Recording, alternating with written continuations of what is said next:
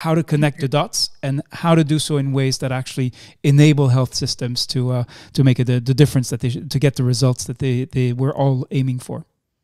Yeah, I think I will start with saying that there has been an incredible focus on direct impacts of climate change on human health.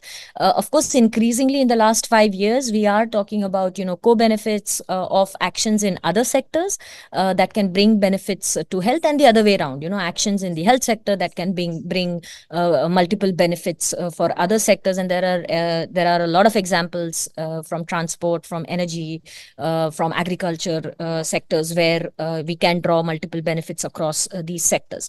I think an inadequate understanding of exactly how much benefits can be drawn by these actions is something that we need to improve on. The dissemination of this understanding and this knowledge to both the climate scientists and sectoral scientists, decision makers and policy makers, and the health decision makers and policy makers would be the first step.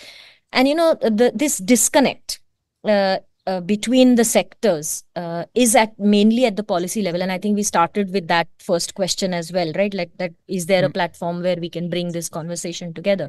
Now, because there is this disconnect in the policy space, this trickles down into how we understand the impacts, how we design responses, and, into the research aspect, but also into the practice level. So first of all, we need to get this joined up.